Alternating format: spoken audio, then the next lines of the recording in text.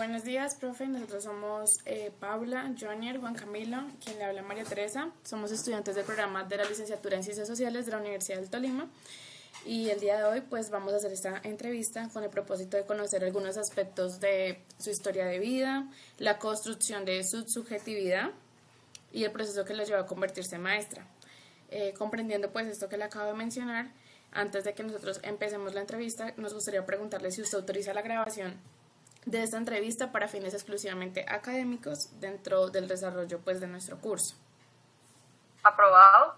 Listo. Entonces, bueno, la idea es que vamos a hacer estas preguntas y pues que las intervenciones no sean como mayor a 30 segundos o un minuto, porque pues tenemos como un tiempo estimulado para la entrevista. Entonces, la primera pregunta sería si usted nos podría contar brevemente un poco sobre usted, cómo se llama, en qué área trabaja y cómo llegó a usted a ser docente, y si hubo algún momento de experiencia que la marcó para convertirse en docente.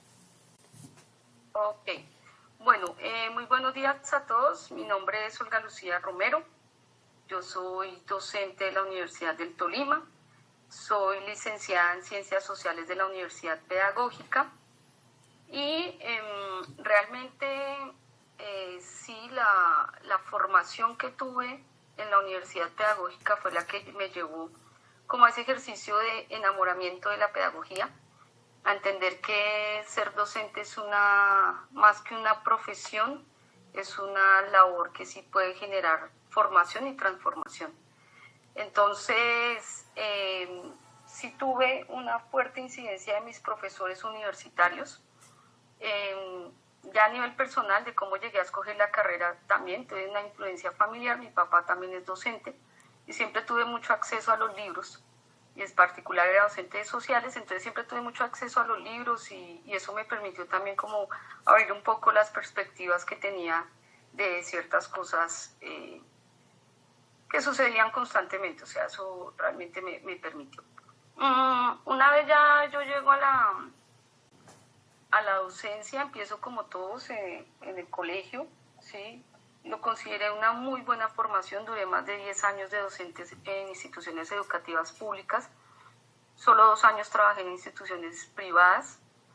Me tocó, como a todos, un añito de ruralidad.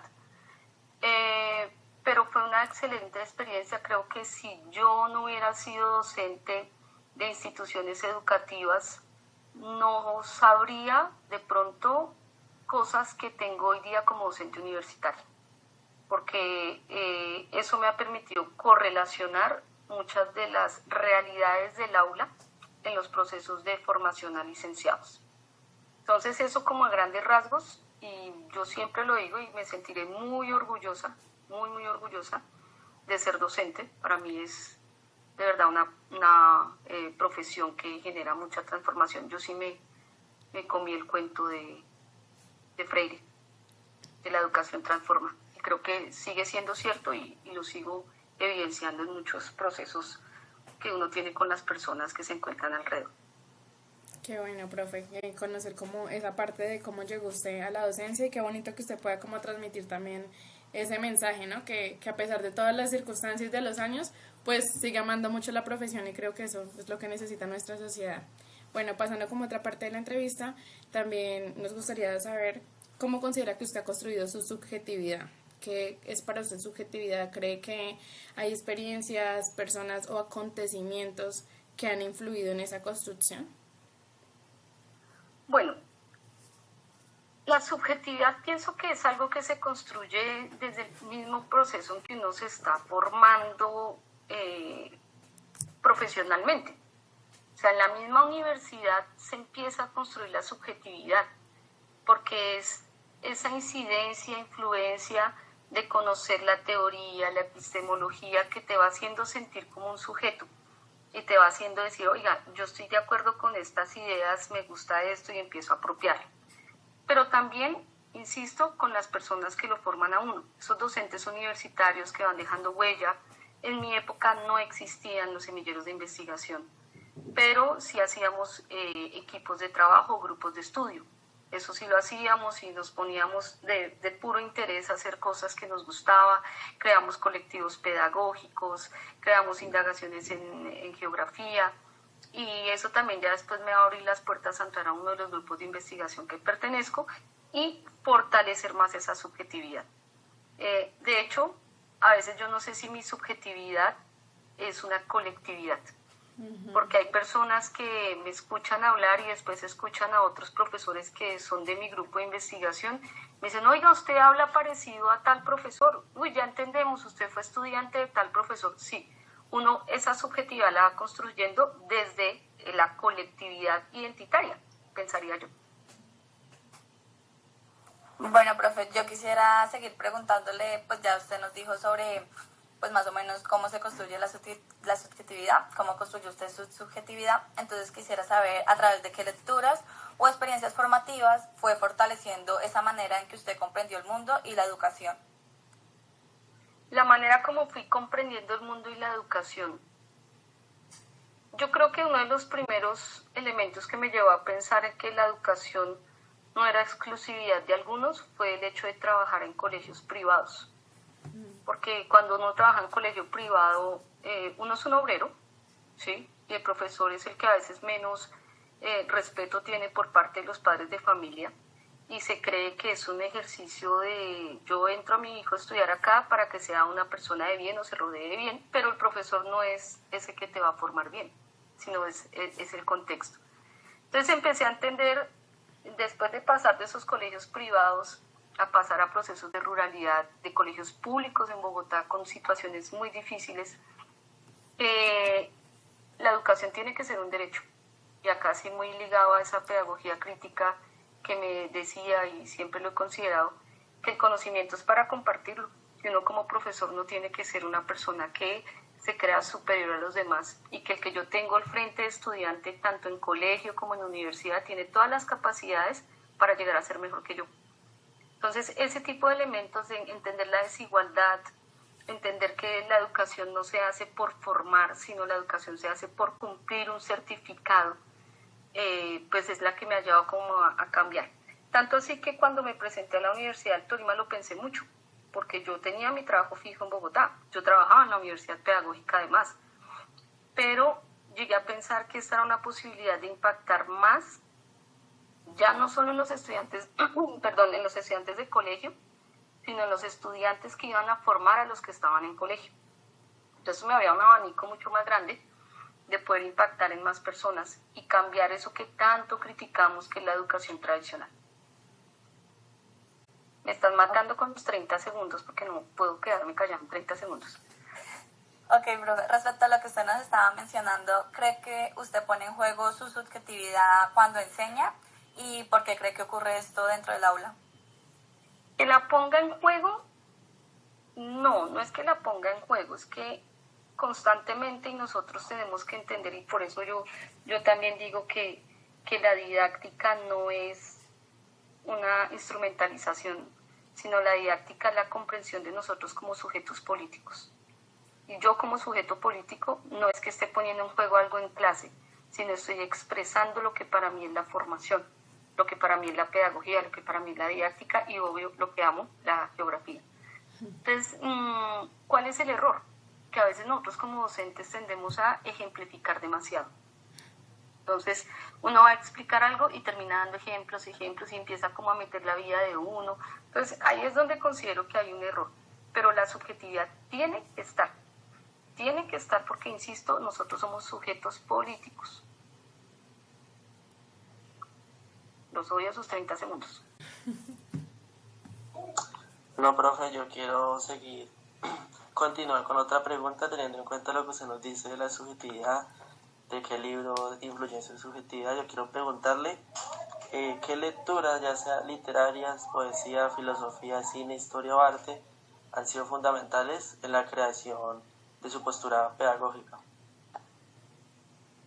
Yo sí tengo un interés epistemológico sociocrítico. Vamos a hablarlo desde la pedagogía crítica.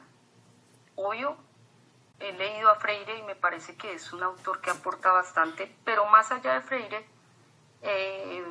me he centrado en la pedagogía crítica con Henry Giraud, Michael Apple, Y Apple fue uno de los que, cuando leí el texto que se llama El conocimiento oficial, me puso a pensar mucho, ¿sí?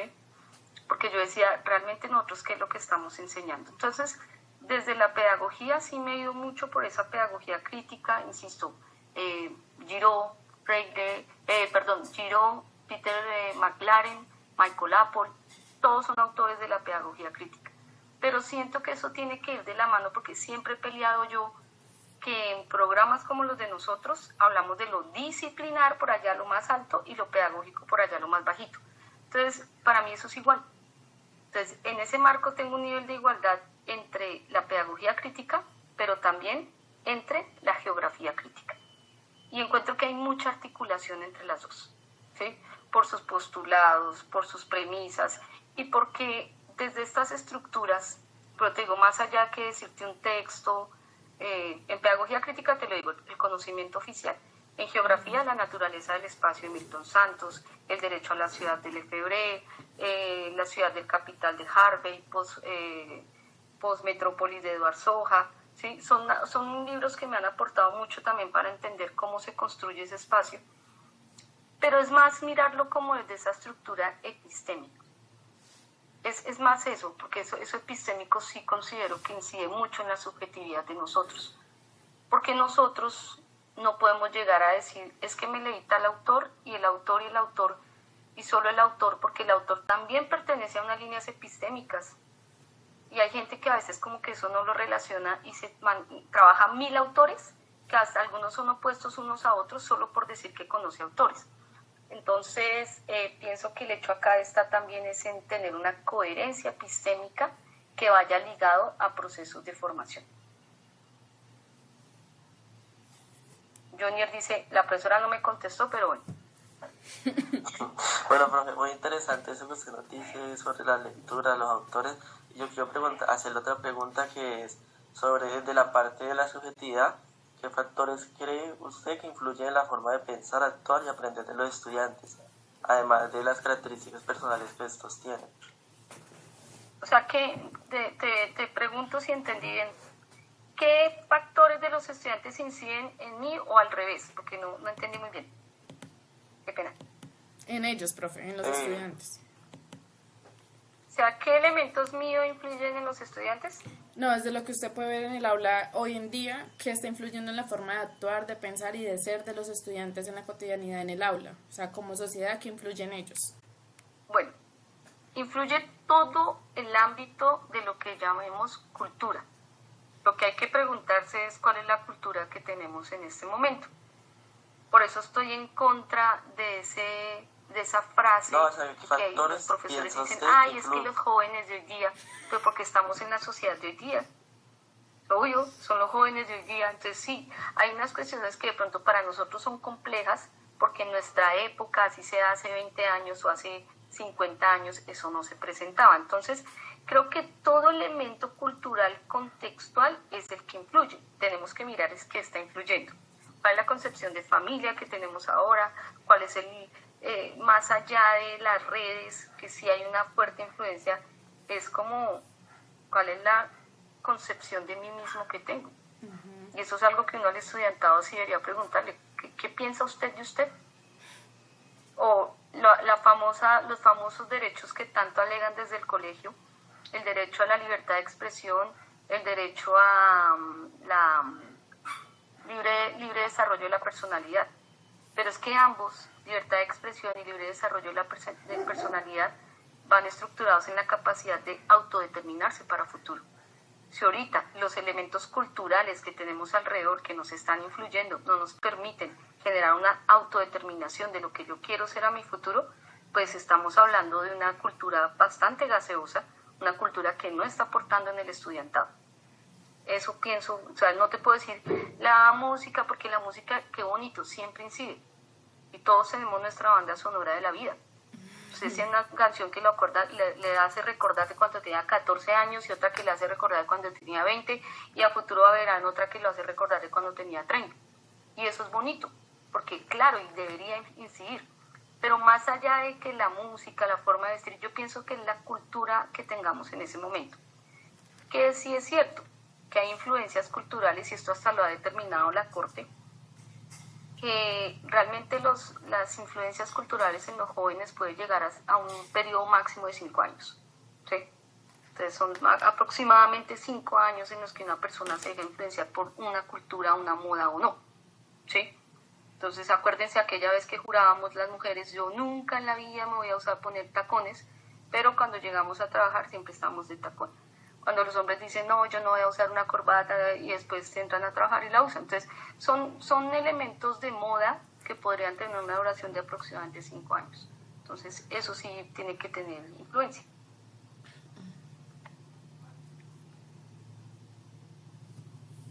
Me quedé.